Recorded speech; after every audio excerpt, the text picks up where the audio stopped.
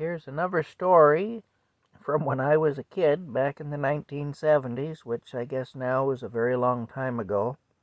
It's funny to think, but it is, I guess. Um, Different world for sure. But before I tell it, of course, we have to have a look at Rocky. Where's Rocky? Is that, can you see him there? Okay, there he is.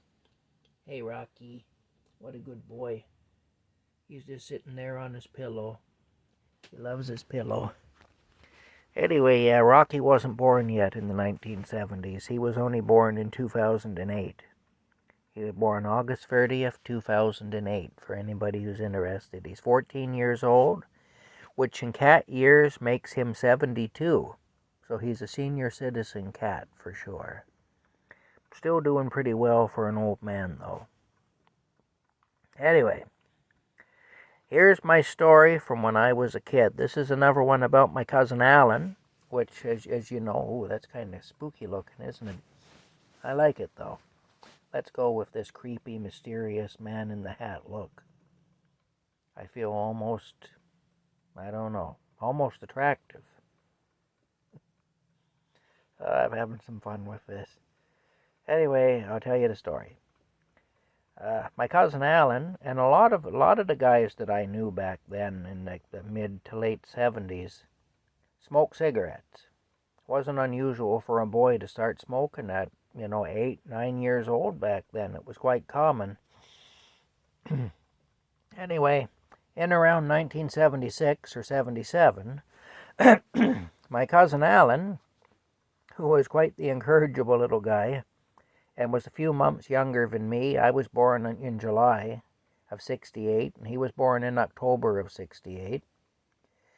He decided in 76, 77 in there that it would be a good idea if he started smoking. And so he gaffled on to some cigarettes that his stepfather had, and he smoked some of them, and he found that he liked it. Now, Alan never ever tried anything addictive that he didn't like, So he tried them and he liked it. He was like 8, 9 years old at the time. Probably 8, really, when he started. And at that time, a pack of cigarettes, like a pack of 24 or 25, I don't know how many was in them, but something like that, was 65 cents, which in modern times would be a real bargain.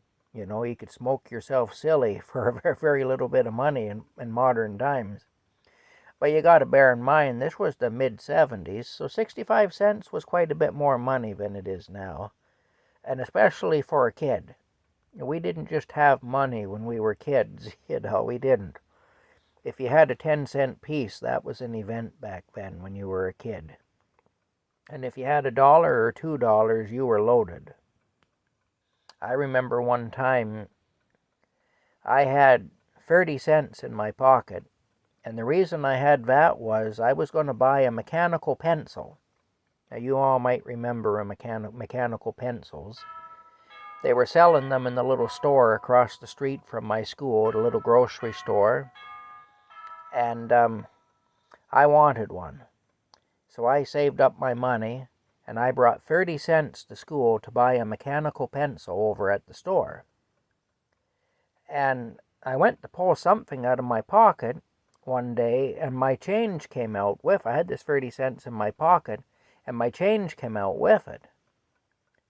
So I had a quarter and a nickel in my pocket, and both of them popped out because my pocket kind of turned inside out, and my change hit the floor.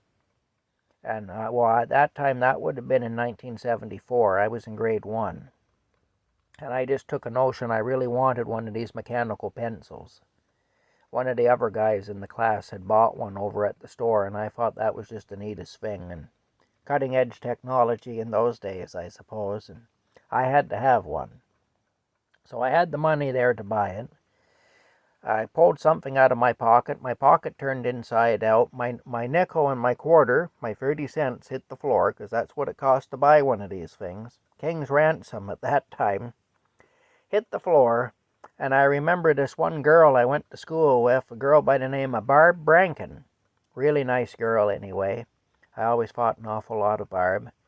And Barb was actually born the same day I was. We share a birthday, me and Barb Rankin do.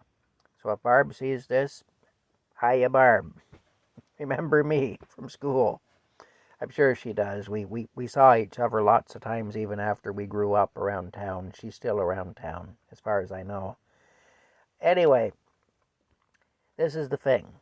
Barb Rankin saw my money hit the floor, and she warned me. She said, "Oh, that's a lot of money you've got there." She said, "You better not let anybody see that. You know, somebody will beat you up and take it off you if they know you have it." And I knew she was right about that. There were kids that would, if they knew I had that. I remember I picked it up off the floor quick and got it back into my pocket. And I did buy my mechanical pencil. Anyway, all this just to say that, 65 cents and, just 2-3 years after that was a lot of money for a kid especially. And so Alan, he had a smoking addiction now, but he couldn't afford to pay for it. How was he going to buy cigarettes with on the wages of an 8-year-old in 1976, 77? Yeah, it was pretty tough at 65 cents a pack. Well, in those days, practically every corner in the neighborhood, it seems, had a little mom and pop grocery store. And they used to receive deliveries. Pretty well every day there'd be usually they were step vans, the old forward control trucks you used to see that delivered milk and stuff like that. Well, usually that's what would come to the corner stores and bring different things. And what used to happen is the driver, he'd bring in a couple of boxes of something out of the step van to the corner store. He'd leave the back doors hanging wide open, and he'd be in there and he'd be visiting with the storekeeper, and his truck wide open out there, parked outside. Well, what Alan used to do is he'd run up and he'd grab a case of whatever was closest to the door and take off with it.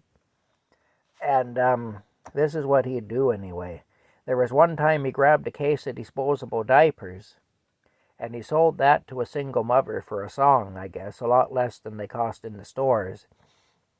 But it gave him enough money to smoke for a couple of days anyway. So he was pretty happy about that. And it got to be a running joke between me and my cousin Alan. Whenever I would see him, and I'd see him smoking cigarettes, and he had a pack of cigarettes on him, I'd ask him, I'd say, "So what fell off the back of a truck?" And he'd tell me what he'd stolen and who he'd sold it to and how much he'd sold it for. And it was kind of a running joke between us anyway. I'd always say that to him, "So what fell off the back of a truck?" Because that's what we used to say back then. If something was stolen off the back of a truck, nothing was ever stolen off the back of a truck. If it disappeared off the back of a truck, it just fell off on its own, and he found it. Truth is, he found it on the truck, but yeah, that was his story, and he was sticking to it, and that is something people used to say. If they had stolen goods, they'd say, "Oh, it fell off the back of a truck." So it got to be a kind of a running joke between us anyway. But that's just one story I remember from when I was a kid anyway. My cousin Alan died, about 10 years ago. 9-10 years ago now. He was in his mid-40s, and, just living that life caught up with him, and his liver failed, and he died. He suffered terribly.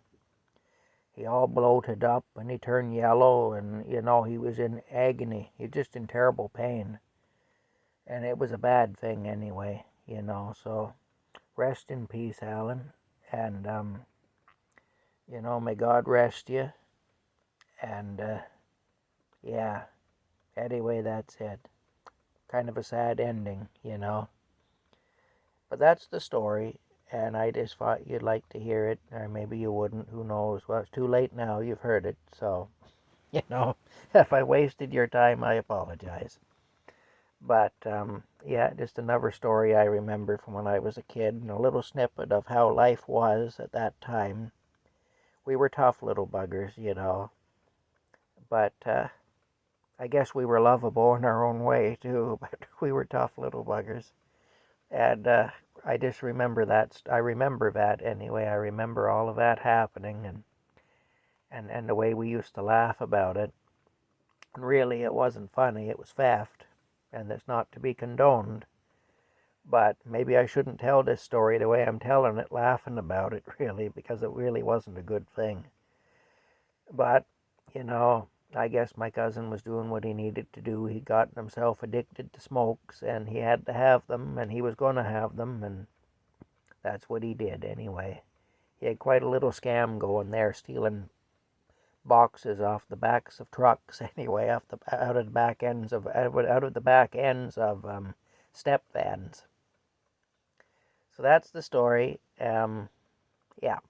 Anyway, hope you all have a good evening, and I really enjoy telling these stories. And that's it. So for me and Rocky, talk later.